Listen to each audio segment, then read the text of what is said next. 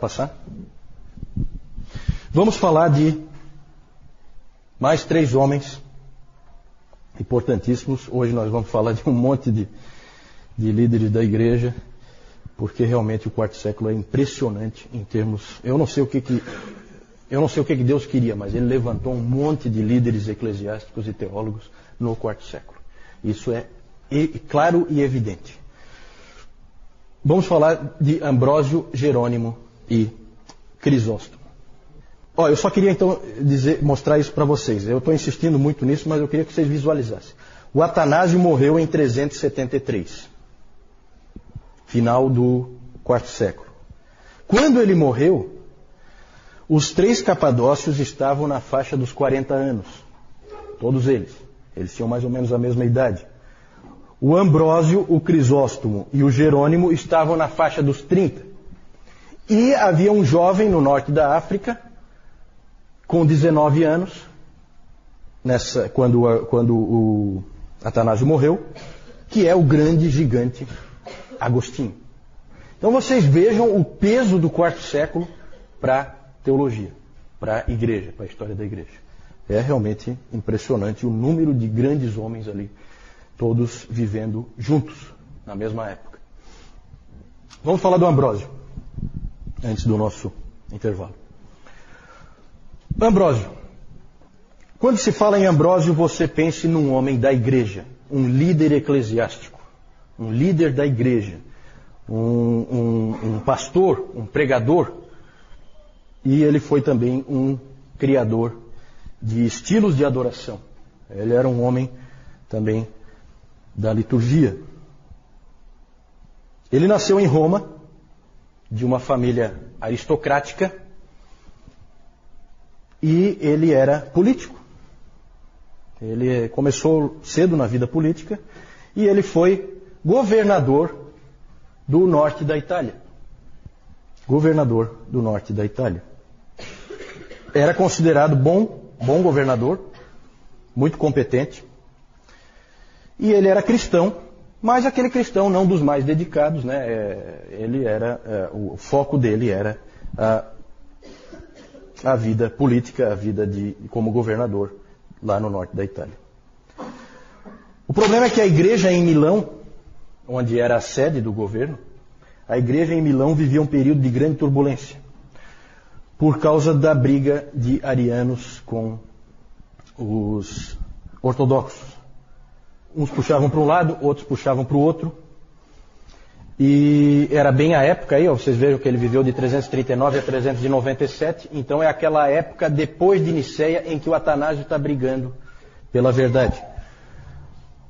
E os arianos ali estavam então puxando para um lado e os ortodoxos para o outro lado. E no meio da confusão tinha que se escolher um novo bispo. E no dia da escolha do novo bispo, o governador Ambrósio estava no meio da multidão. Do povo ali, o povo que ia escolher o novo bispo. E os dois lados brigando, não se entendiam, e de repente, no meio da multidão, uma criança começa a gritar: Ambrósio para bispo! Ambrósio para bispo! Não sei se era cabo eleitoral dele, o que era. Mas uma criança começou a gritar Ambrósio para bispo. Nem ele, nem ninguém jamais tinha imaginado essa possibilidade. Ele era o governador. Mas ela soou interessante para muita gente. E de repente todos estavam gritando a mesma coisa.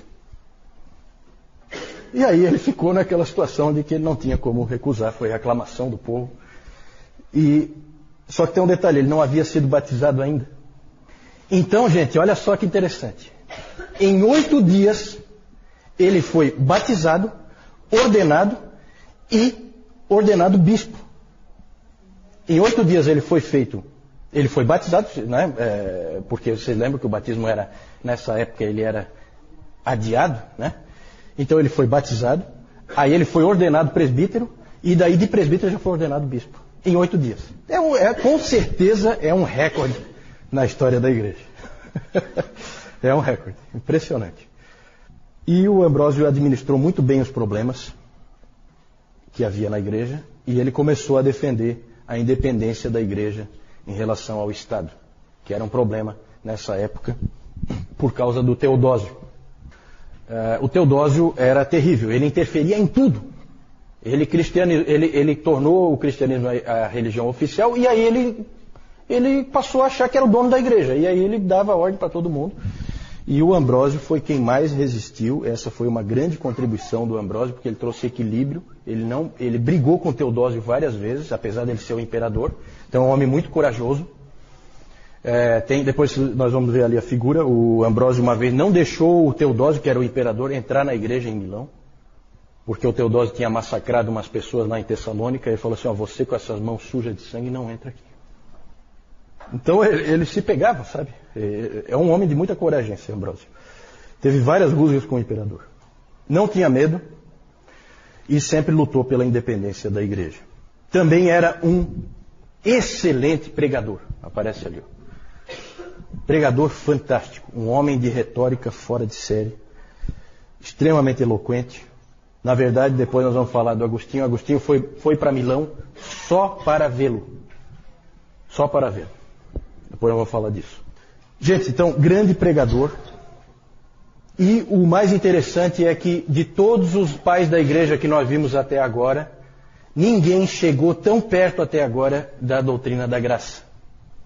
Esse Ambrósio chegou muito perto de entender a doutrina da graça. E o Agostinho vai construir em cima disso, pode ter certeza. Tá? Quando vocês pensarem em Agostinho, pensem em Ambrósio também. Esses dois homens, eles têm uma ligação que Deus quis que eles tivessem. Tá? Nós vamos ver depois. Ambrósio lutou contra o neopaganismo, porque especialmente nos níveis mais elevados ali da sociedade romana, o paganismo estava voltando.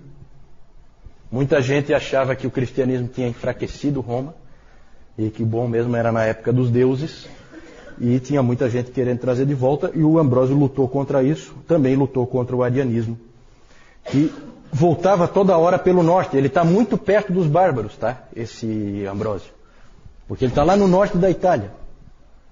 Então ali os bárbaros estão sempre por perto, então eles vêm ali mercadores e coisas, e eles trazem o arianismo deles de volta, e começa né? Então ele também lutou contra o arianismo, também foi um defensor da ortodoxia. Ele chegou muito perto da doutrina da graça. Vejam essa oração dele, em que ele diz assim: ó Deus, que olhaste para nós quando nós estávamos caídos na morte e resolveste nos resgatar pelo advento do teu Filho unigênito. Então já a ideia de morte espiritual, tudo coisas que haviam se perdido. Depois nós vamos falar mais sobre isso. Outro aspecto importantíssimo do Ambrósio é a liturgia. Ele organizou de uma maneira especial o culto, deu uma forma ao culto especial, com uma sequência litúrgica, e ele também foi um grande compositor de hinos. Ele deu muita ênfase à música, e inclusive Agostinho escreveu o seguinte: como eu chorei com o canto dos hinos da igreja. Quando Agostinho ia lá na igreja em Milão, e aí a igreja cantava os hinos que o Ambrósio compunha. E eu estava até procurando, eu estava olhando na internet, tem vários hinos que se canta hoje em dia ainda com letras do Ambrósio. Não aqui no Brasil, mas nos Estados Unidos. Você vai naquele Cyber Hymnal, que tem, é um site que tem na internet, que cataloga tudo que é hino. E lá você vê vários hinos com letras do Ambrósio. Né? Impressionante. Claro que daí traduzido para o inglês, né? Mas é aqueles hinos de antigamente, né? Muita teologia ali. O Ambrósio sempre achava que os hinos se prestavam tanto para a adoração como para o ensino. As pessoas, elas cantavam e elas aprendiam quando elas cantavam. Né? Ele achava isso muito importante. Ele, pastor que era, se preocupava com isso. E foi ele que ajudou Agostinho a chegar à fé. Vamos falar do Jerônimo, que é o próximo aí. Depois nós vamos voltar a falar do Ambrósio ainda, porque nós vamos falar do Agostinho, tá? E, como eu disse, Ambrósio e Agostinho estão ligados. Vamos falar do Jerônimo. Nasceu na Itália, também de família rica. E diferente de Ambrósio, você tem que pensar do Jerônimo não como um homem da igreja. Ele, na verdade, não é uma pessoa que gosta de pessoas, certo? Ele é um intelectual. Claramente um intelectual, um acadêmico, um teólogo. Esses indivíduos também têm o seu lugar na igreja e também contribuem para a igreja. Algum motivo Deus tem para levantar esse tipo de pessoa.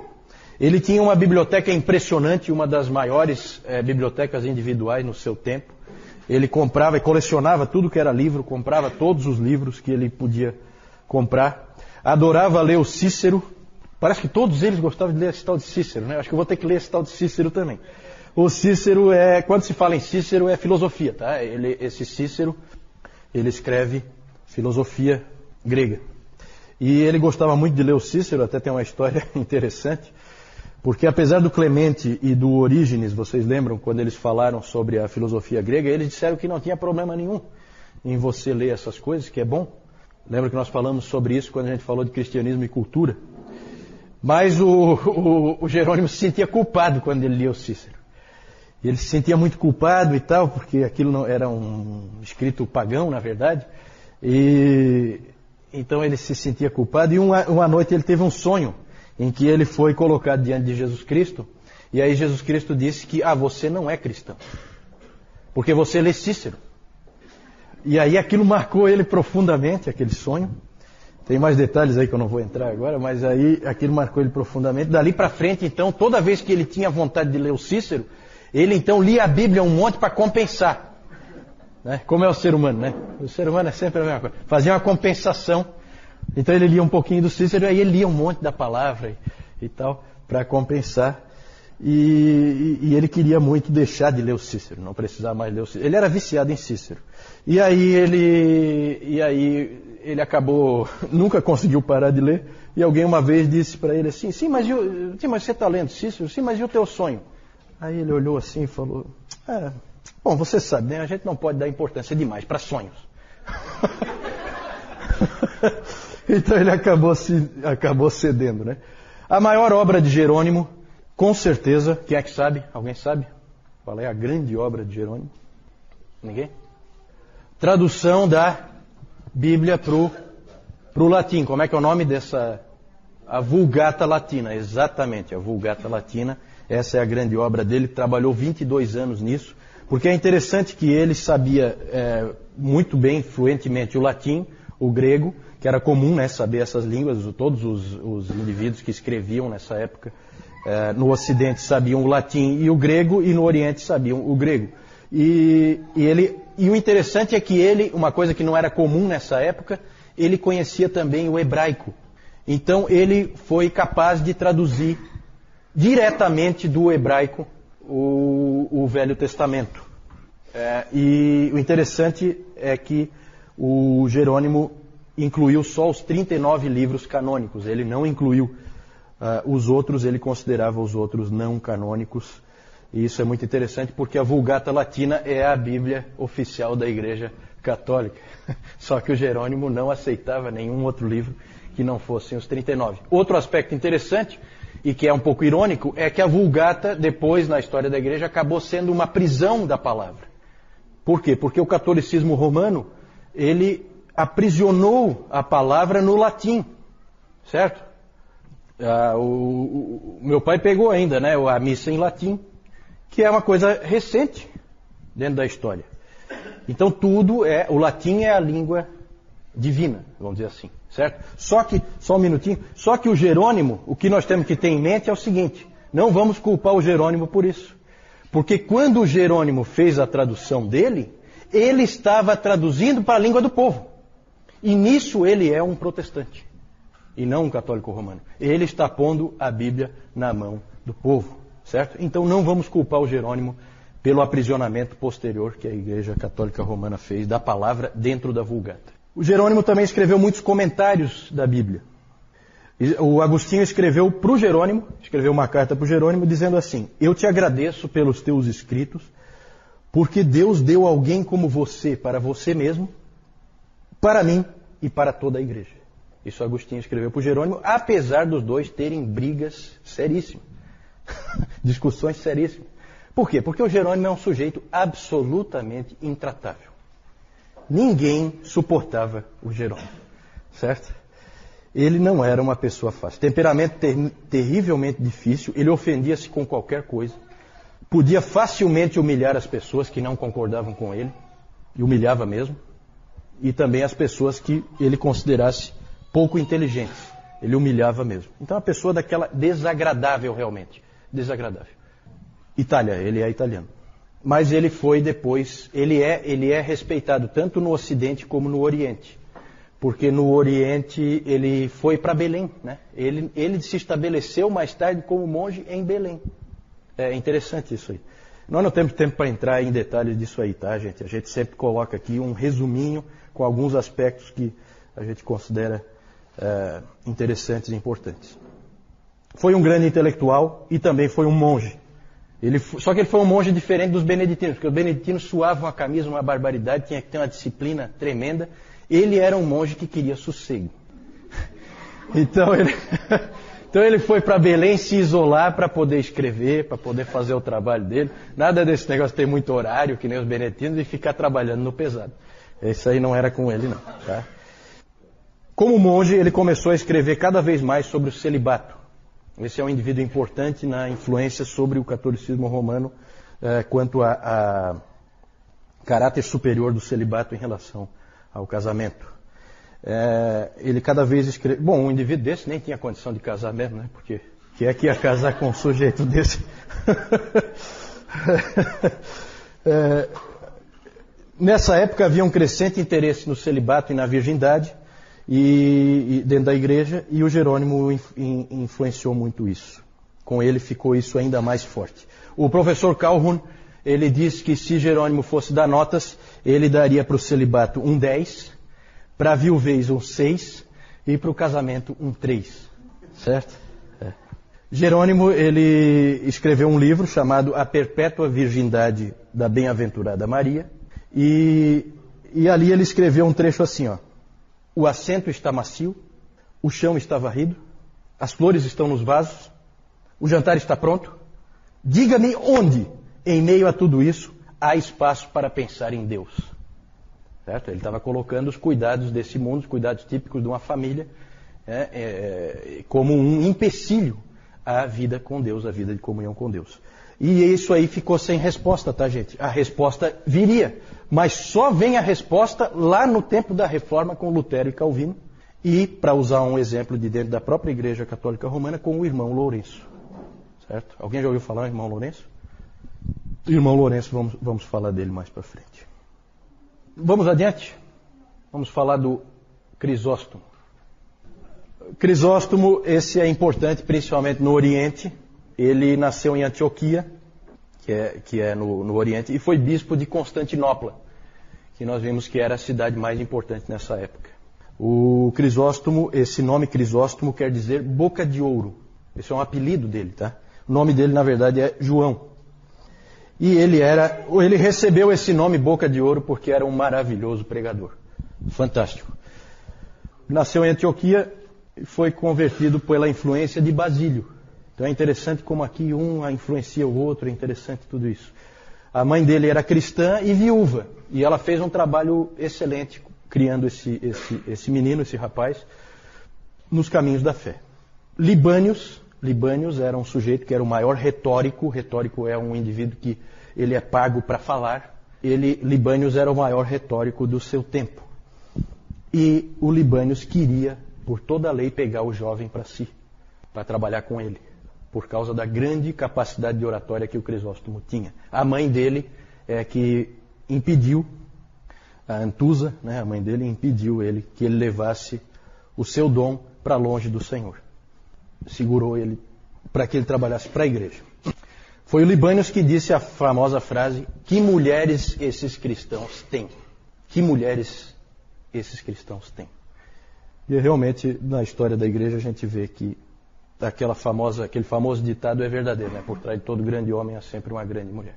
A não ser casos como o do Jerônimo, que daí atrás dele não tem ninguém, porque ninguém consegue ficar. Ninguém consegue, acho que nem a mãe dele aguentava ele. Certo? João Crisóstomo tornou-se um pregador e dos grandes. Ele tinha uma linguagem vívida, ilustrações marcantes e aplicações extremamente perscrutadoras. Era um excelente pregador.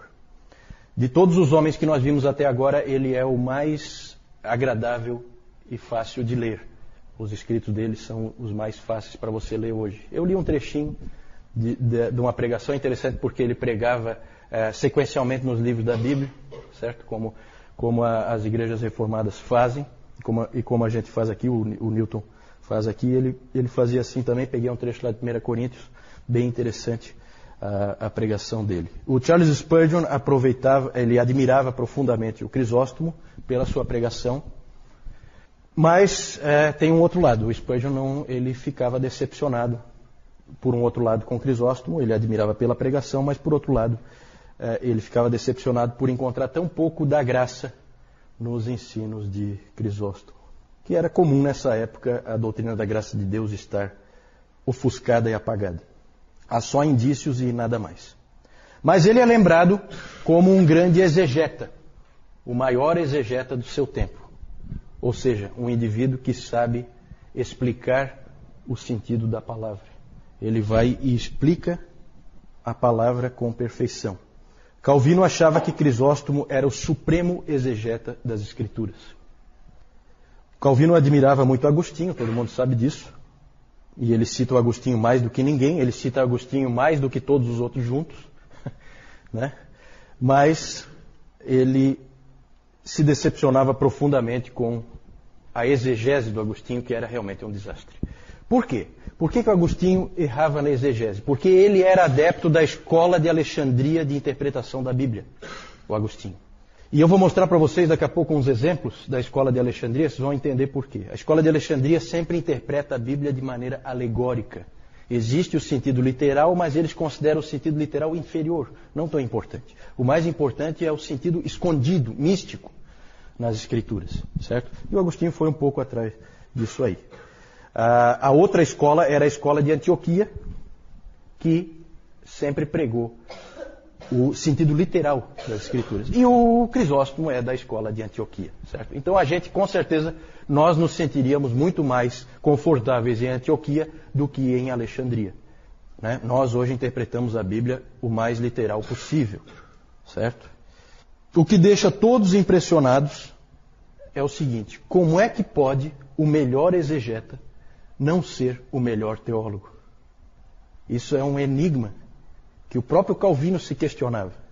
Como é que pode o maior exegeta, o indivíduo que mais entendeu o que está escrito ali na palavra, não ser o maior teólogo? O maior teólogo é Agostinho.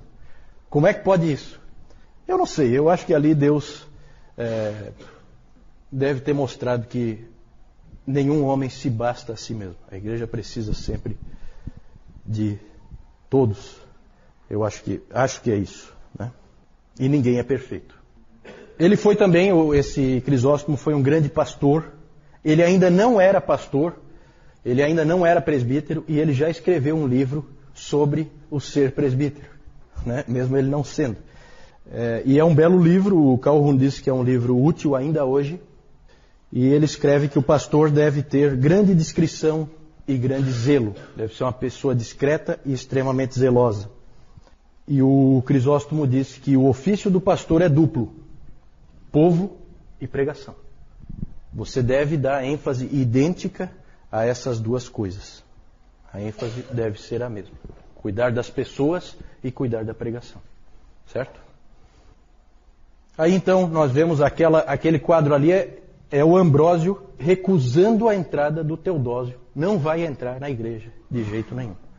Certo? Esse é o quadro que está lá. Ali o Jerônimo, é interessante porque o Jerônimo, ele lá em Belém, ele acabou se associando com algumas freiras, e ele ensinava essas freiras, e com elas ele se deu muito bem. Que é uma coisa que surpreendeu todo mundo, porque ele não se dava bem com ninguém. Certo? E aqui o Crisóstomo, ele era realmente, bem assim como está retratado aí, ele era baixinho. É engraçado quantos grandes pregadores eram realmente tampinhas, né? O Dr. Lloyd Jones eu acho que era desse tamanho, assim, né? E é um pregador fantástico, segundo John Piper, o maior pregador do século XX. Gente, eu quero mostrar só para vocês a interpretação alegórica, tá? O grande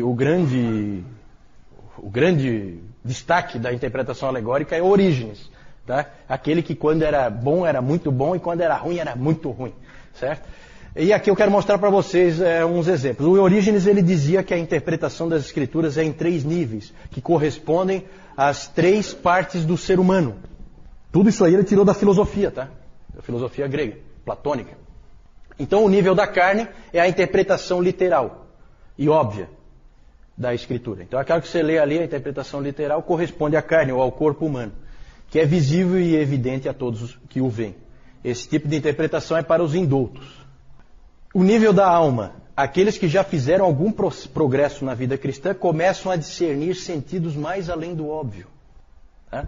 Isso aqui eu tirei de um artigo do Augusto Nicodemos, tá? É um artigo bem legal sobre a interpretação das Escrituras. Tem lá no Monergismo. E o nível do espírito, que é o máximo, né? A interpretação alegórica, própria dos que são espirituais. E é um desastre, vocês vão ver. É um desastre, né? Vamos ver então alguns exemplos de interpretação alegórica. Olha só, Rebeca vem tirar a água do poço e encontra os servos de Abraão. Gênesis 24. O que isso significa? Significa que diariamente devemos vir aos poços da Escritura para ali nos encontrarmos com Cristo. Era isso que o texto queria dizer, certo? Faraó mandando matar os meninos e preservando as meninas hebreias. Mata os meninos, mas não mata as meninas. Êxodo 1. Os meninos significam o espírito intelectual e sentidos racionais, enquanto que as meninas significam paixões carnais. Certo? É bem equilibrado, como vocês podem ver. E uma outra aqui dele, o sentido... Aí, ó, patrocínio do SEC. O sentido verdadeiro, alegórico da passagem sobre o divórcio, lá de Mateus 19, é a separação da alma do seu anjo da guarda. Por essa vocês não esperavam, hein? Vocês achavam que era sobre divórcio, né? E não era divórcio sim, mas do homem do seu anjo da guarda. Vejam que é desastroso esse tipo de interpretação e vocês vão encontrar material ruim do próprio Agostinho nessa linha, tá? Um que eu vi uma vez é da parábola do filho pródigo, que é um desastre, assim, a interpretação, tá? Mas é bem porque é aquela coisa, você aprendeu a interpretar assim, você acreditou que é assim que se interpreta. E aí, então, você vai por um caminho errado. Isso aqui é interessante chamar atenção, porque, gente, ó, não basta ter a Bíblia. A Bíblia precisa ser interpretada. Dependendo de por onde você seguir, o caminho que você tomar, você vai errar tudo, com a Bíblia na mão. Certo? Por isso que a gente precisa ser auxiliado pelos nossos irmãos, auxiliado pela igreja. Certo? Para a gente não errar tudo. A Adriana está colocando se essa ascensão não foi uma coisa meio arranjada, uma politicagem. Não, eu creio que não. Eu creio que foi espontâneo e foi aclamação, né, do povo. O povo queria ele como bispo. Né? Ele tinha sido um excelente governador e eles queriam ele como bispo. Não, ele na verdade deixou de ser governador em função de se tornar bispo. Né? Ele passou a ser só um bispo. Tá? Inclusive ele lutou pela independência da igreja do poder político. Né? Que até é estranho, porque podia se esperar o contrário. Já que ele vem da política, ele podia, na verdade, querer fazer uma mescla. Não. Ele lutou para que houvesse independência. Tá? Ele é o grande lutador por isso. A Rebeca perguntou por que foi ruim o cristianismo se tornar a religião oficial. Por que foi ruim? Foi ruim porque, na verdade, o império começa, e o império de cristão não tem nada, começa a interferir cada vez mais em como a igreja é, como ela funciona, quais os valores da igreja. Lembra que nós vimos no domingo passado como já mudou quando Constantino começou a apoiar o cristianismo. De repente tinha luxo, tinha poder, coisas que a igreja nunca imaginou. A igreja tem como seu senhor um carpinteiro de Nazaré. Então aquilo ali, quanto mais a igreja se aproximar do Estado, pior é. Porque começa a acontecer, inclusive isso que a Adriana falou antes, começa a acontecer politicagem, e vai acontecer muito realmente, né? Então o líder político vai acabar nomeando os bispos nas igrejas. Isso vai acontecer direto na Idade Média. Direto. Então por isso que é ruim. É ruim. Né? Sempre é ruim a mescla da igreja com o Estado, porque a igreja perde a sua pureza. Principalmente por isso. Sim. Os apócrifos foram incluídos na Bíblia Católica Romana no Concílio de Trento, em 1543, eu acho. 7. Eles foram incluídos na Bíblia Católica naquela ocasião, mas eles já existiam desde a época do Jerônimo. São livros antigos, tá? Não, é porque nessa época o cânon não estava estabelecido com clareza, ainda havia discussões a respeito do cânon, certo? Então o Jerônimo, ele tem a visão dele do cânon. Para ele eram os 39. Para ele eram os 39. No Novo Testamento aí havia ainda uma certa divergência. Depois ele acabou aceitando, evidentemente. Ele traduziu o antigo, do hebraico, a Vulgata Latina, ele traduziu do hebraico para o latim. Certo? Não, o novo ele já era de uso corrente, não precisava de tradução, porque ele já, na verdade, ele já era nas línguas que as pessoas usavam, né? Porque ele foi escrito em grego, né? E todo mundo falava grego nessa época, certo? Então, né? Eu não sei se ele traduziu alguma coisa do Novo Testamento para o latim, pode ser. Aí eu não sei. Na verdade, nessa época, aí eu quero só fazer uma observação, não é que é a primeira tradução do Velho Testamento para o latim, tá? Só que é a melhor. Já tinha outras traduções, só que com pouca qualidade e sempre traduções que vinham da Septuaginta. Então era traduzido do grego, não do original, era traduzido do grego para o latim. Essa foi uma tradução do hebraico para o latim, direto do original, certo? Porque o latim passou a ser a língua oficial do Ocidente, certo? É interessante como Deus sempre usou essa coisa de ter uma língua que é universal, para permitir a comunicação entre pessoas que falam línguas diferentes. Isso vale até hoje, né? Por isso que eu incentivo sempre, no outro CTB já incentivei, peguem os seus filhos, ensinem inglês para eles. Nós temos o Jaime ali, o Jaime e a Edna ali, que são professores de inglês. Invista nisso aí, tá? Invista nisso aí, porque nunca se sabe se algum desses meninos aí não vai ser um futuro Agostinho, uma coisa assim. Esses indivíduos têm que saber escrever numa língua universal, porque sempre foi assim, tá? Um Lutero, não adianta ele escrever em alemão só, ele vai ter que escrever em latim também, senão não entra nos outros países o que ele escreveu, certo? E assim com tudo, o Calvino mesma coisa, certo? Porque a língua vigente, na época deles, era o latim, era a língua universal para você fazer transitar pelos países. Hoje é claramente o inglês, certo? Então isso aí é uma coisa que quebra barreiras, né?